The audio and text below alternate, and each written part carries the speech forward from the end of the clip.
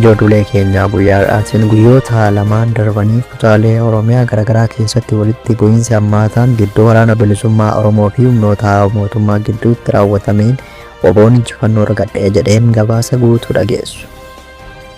Godina Horroo Guduruu Wallaggaa aanaalee garaagaraa keessatti haleellaan humnoota finxaaleeyyii faannoo itti fufuun dhaga'ame.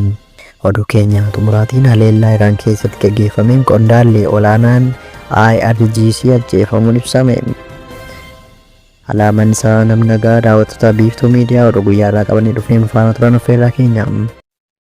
Guyyoota lameen darbanii kutaalee Oromiyaa bakkoota garaagaraa keessatti walitti bu'iinsi hammaataan gidduu waraana bilisummaa Oromoo fi humnoota mootummaa gidduutti raawwatameen WBO'n injifannoo argadhe jedheen. Sochiin waraanaa kun keessumattuu godina Wallagga Bahaa, godina Horroo Guduruu Wallaggaa fi akkasuma Shawaa keessatti babal'achuun haala nageenya naannichaa irratti dhiibbaa guddaa uumee jedhame.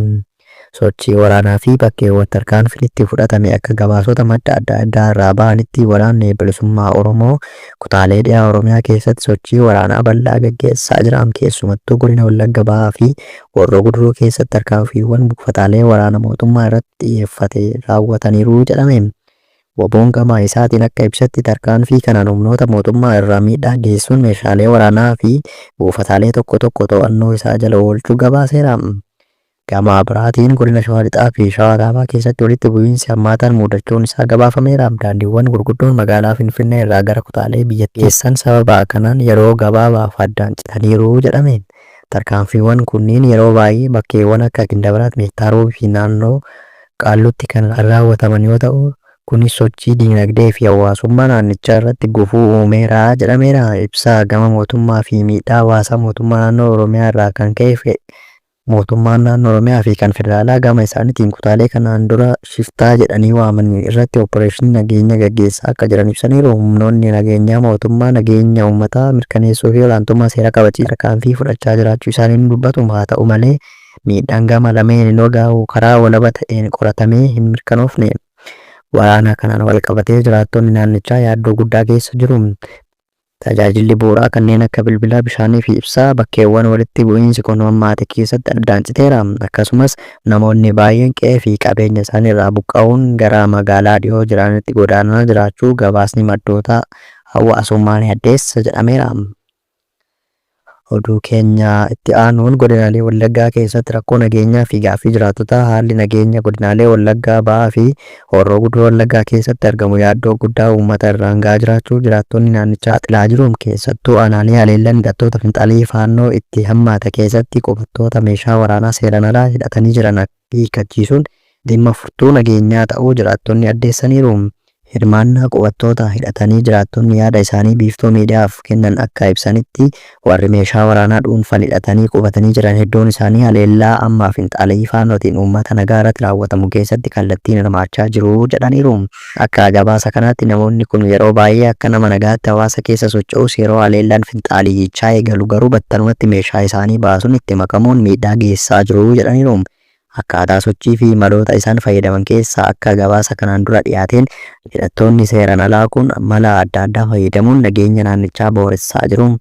Namoonni kun ooyiruu fi bosona keessa riphanii turuun milishoota fi humna farra riphee lolaa Oromiyaa Special Force irratti dugda duuban dhukaasa banuu jedhameera. Yeroo humni ittisa naannoo sanaa jabaatu yookaan haalli itti cimu meeshaa isaanii lafa keessa qotanii awwaaluun akka qonnaan bulaa nagaatti uummata keessa socho'uun hordoffii jalaa miliquus jedhameera. Hawaasa keessa waan jiraniif sochiilee nageenyaa fi bakka jireenya namoota dhuunfaa irratti odeeffannoo funaanuun finxaaleeyyiidhaaf dabarsuu jedhaniiru. Jiraattonni akka biiftuu miidiyaatti himanitti naannoo sanaan tasgabbiin waaraa ta'e akka deebi'uuf tarkaanfiiwwan armaan gadii fudhatamuun murteessaadha jedhaniiru. Qubattoota meeshaa seeraan alaa hidhatanii jiran hunda atattamaan hiikkachiisuu akkasumas warra haleellaa fi dhiitamaa mirga dhala namaa irratti hirmaatan gara mana murtiitti dhiyeessuudha jedhamaniiru. Akkasuma nageenya uummataa fi qe'ee qonnaan bultootaa milishaa poolisii fi humna farra riphee lolaa Oromiyaatiin qofa akka eegamu gochuudha jechuun dubbataniiru. Oduu keenya xumuraatiin haleellaa Iraan keessatti gaggeeffameen qondaalli olaanaan IRGC ajjeefamuun ibsame. Naannoo giddu galeessa bahaa keessatti walitti bu'iinsi hammaachaa dhufuun wal qabatee haleellaa xiyyeeffannoo guddaa argateen qondaalli olaanaan humna eegdota warraaqsa Islaamaa ajjeefamuun isaa mirkanaa'eera. Dubbii himaan eegdota warraaqsa Islaamaa akka ibsetti qondaalli kun haleellaa qindaa'aa Ameerikaa fi Israa'el irratti raawwatameen lubbuun isaa darbeera jedhaniiru. Kunis wal waraanaa nagaa naannichaa booressaa jiru gara sadarkaa yaaddessaa fi sodaachisaa ta'etti ceesisee jira jedhameera.